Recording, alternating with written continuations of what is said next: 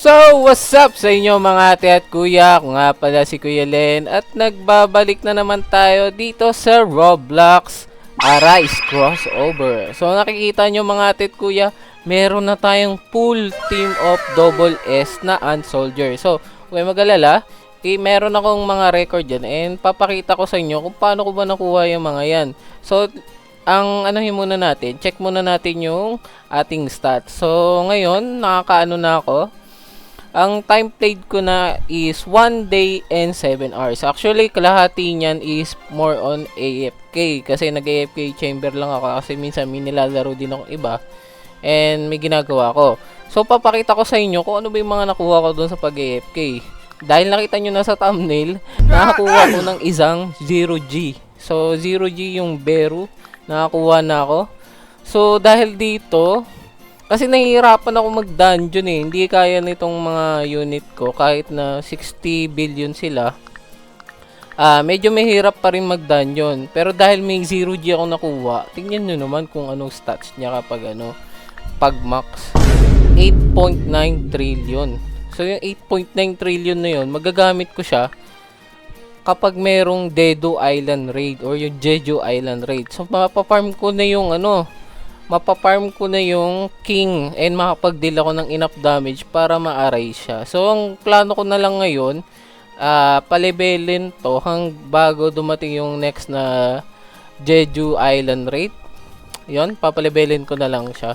So, papalibelin ko muna siya, tas babalikan ko kayo. Kaya ngayon, panoorin nyo na lang muna mga tit kuya kung ano ba yung mga ginawa ko habang wala kayo. Umpisahan natin mga ate at kuya nung nakita ko yung unang Infernal Tower kong pinuntahan. Kasi akala ko talaga normal dungeon lang to kaya pinasok ko. Yung pala, pagpasok ko dito, nilalakas pala ng mga mobs dito. Kaya hindi rin ako nagtagal dito. Nag-quit din ako dito kasi wala akong magagawa. Hindi ko naman kaya patayin yung mga normal mobs dito. Kaya, ang ginawa ko, nagantay na lang ako ng timer para sa dungeon. And sakto, yung dungeon na lumabas is yung sa Leveling City, which is si Igris. Rank din lang yung dungeon, kaya medyo madali lang. And buti na lang na-arise ko siya ng first try ko lang.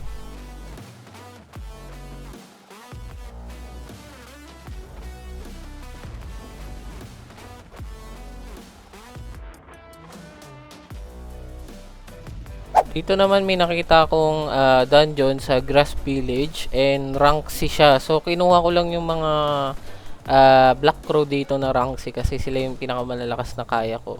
Para lang ma-upgrade ko yung team ko and magkaroon ng progress. Umabot ako dito sa boss room kaso nangyari naubusan ako ng oras kaya hindi ko na nagkaroon ng chance para ma-arise si Pain.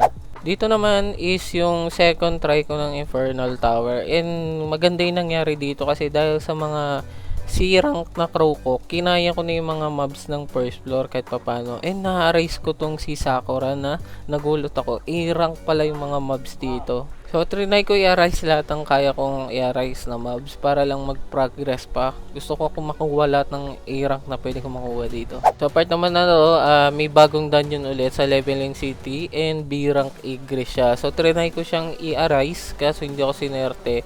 And this time, hindi ko pa alam na pwede palang ulit-ulitin yung dungeon. Magbabayad ka lang ng gems ba yun o soul? Basta, hindi ko alam na pwede pala yun. So, dito naman mga tit kuya, third time ko ng Infernal Tower. Ang ginawa kong strategy dito, una kong kinalaban yung mga malalakas na mobs, katulad nung sa One Piece Island. Kasi sila yung pinakamataas ko na pwedeng i-arise dito sa first floor. Kaya yun yung inuna ko, para yun yung maging power spike ko. Tapos sa third try ko, nakaabot ako ng boss, which is yung sa floor 5, which is si Pain. Gusto ko sana makuha kaso kulang ako sa oras. Masyadong matagal pang bago ko i-clear yung ibang floors kaya kailangan ko pa magpalakas. Tapos dito sa pang fourth try ko ng Infernal Tower, nakaabot ulit ako dito sa may boss area which is yung floor 5.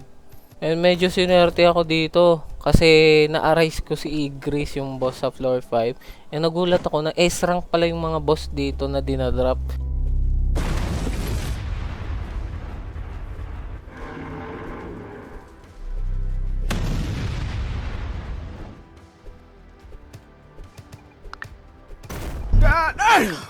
So akala ko A-rank lang din sila katulad nung ibang mobs na NPC. Dito pala yung mga boss S-rank pataas pala sila. So laking power spike nito para sa akin. So makikita nyo dito, pinakita ko yung oras na magwa 1 AM. Nag-grind pa rin ako, inaantok na ako niyan. Hindi rin ako nagsasalita kasi inaantok na rin ako. Simula nung nakuha ko si Grease, nakaabot na ako ng floor 10 ng Infernal Tower. Pero kinakapos pa rin ako sa oras kasi masyadong malaki yung HP ng boss. And di kaya ng iba kong shadow. Tapos dito naman mga ate kuya is yung first try ko ng Dedo Island raid. Akala ko basta ma-hit mo yung boss, may chance ka nang ma-arise yung certain boss na yun or NPC na yun. Yun pala, kailangan mo pala magbitaw ng certain damage para magkaroon ka ng chance na ma-arise yun. Tapos dito naman mga ate kuya, dito yung una kong nakuhang mount na panglan kasi ang nakakapagod mag-dash dash, nahihilo ko dun sa animation ng dash.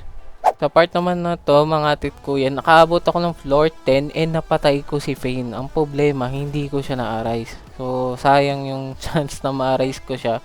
Pero ang okay naman doon is napapalevel ko yung iba kong shadow and na-upgrade ko sila na mas malalakas. Dito naman sa part na to mga tit kuya, na-arise ko si Mihawk sa floor 5. Ibig sabihin may dagdag na naman sa akin na S rank, which is malaking power spike ulit sa akin to para makapag-move pa ng mas mataas na floor and baka makapag chance na ako makagawa ng double S. So dito sa part na to mga ate kuya, ginagawa ko na yung una kong double S and second double S ko, which is yung Ant Soldier. Nalaman ko to nung nagre-research ako kung paano makukuha ng mas malakas na unit or paano makapag-progress. Yung pala sa Dedo Island raid, may nag-i-spawn na iba't ibang rank na ants which is pwede mong i-farm para gawing double S. Sila pala yung pinakamadaling gawing double S. Kaya dapat pala pina-farm mo kaagad tong mga to. After nun mga ate kuya, si Pain naman ang na-arise ko galing sa Infernal Tower. So halos lahat ng boss or dungeon boss na ko galing sa Infernal Tower kasi yung sa dungeon hindi ko sila makuha eh. Pero yung sa Infernal parang mas madali silang makuha kaya doon ko sila lahat nakukuha. Dito naman sa part na to mga ate kuya, nakahanap ako ng mas magandang mount. Okay? Mas magandang at mas mabilis na land mount. Part naman na to mga ate kuya, pinapakita ko yung nagta-time check kasi ako nito eh. Nung stats ko, makikita nyo, magwa 1 day na yung playtime ko sa laro. Pero yung kalahati niyan, most of it is AFK lang ako. Ito na nga yung part mga ate kuya na nakakuha ko ng 0G. So hindi ko inaasahan yan kasi ang baba ng percent yan. Pero sadlit lang ako nag-AFK niyan. Eh nagulat ako, nakuha ko yung 0G. Uy, sakto mga ate kuya, may rank A dito. Piling ko kaya ko to i-solo. Pwede ko nga gawing to eh.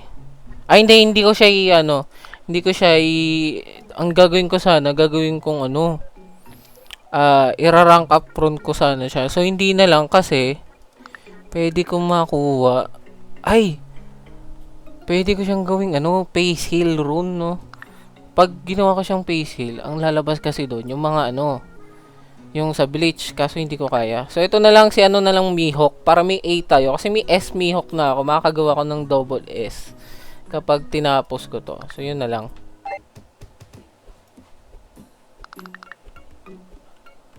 Ay, hindi ko na-arise. Another one.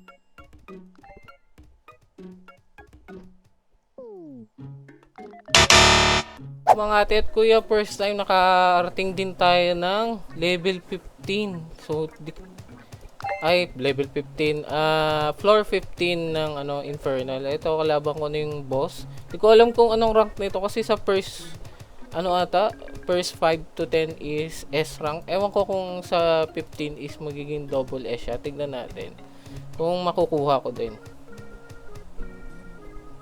Arise? Hindi natin na-arise. Yun lang. Tapos napansin ko nandito na rin yung mga ibang unit. Meron na din ditong iba. Baka mas maganda sila. Kunin natin. Ito yung sa mga Pacey sa island. Tsaka, meron din yung sa Jojo dito. Sa Jojo to, diba? Oo, sa Jojo nga. Meron na din dito. Lalayo na pala nito. Kaso hindi natin ma-arise. And kailangan ko magmadali kasi palabas na yung Dedo Island. So mga tit kuya, no, nandito na ako sa Dedo Island. Inabangan ko na yung raid kasi, uy, ano to? Bakit nagte-teleport to, ha? Cheater to, no? Bakit nagte-teleport siya? Pwede mag-teleport dito? Bakit ako nilalakad ko pa? Siguro cheater to, ha? Ang pangalan mo? Eto. Hindi ko alam kung cheater siya, bigla siya nag-teleport dito. So, inabangan ko na yung Dedo Island raid kasi, paano sila nakapunta dito ng mabilisan? Pwede pala mag-ano dito? Pwede palang, may teleport ba dito? Hindi ko alam eh.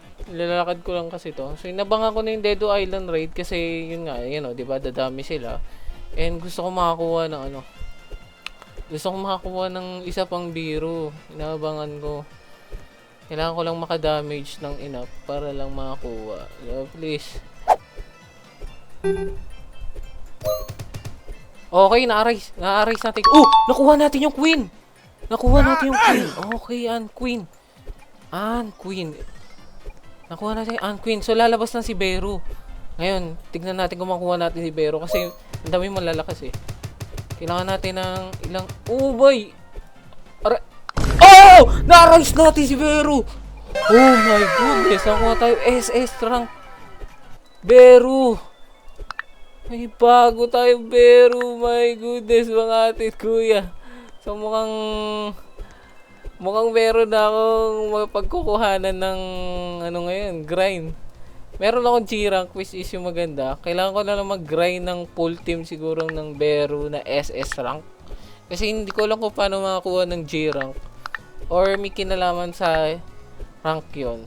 Kasi rank A pa rin ako ngayon, mga atit kuya. Siguro baka gagawin ko na lang off-cam, mag-grind ako ng maraming SS rank na 0. Tapos para mas mas mag-progress pa ako. Okay, time check lang ulit tayo. Ang oras ko na ay 1 day and mag-8 hours. So almost 1 hour lang yung grind ko and meron na kagad akong nadagdag na isang 0.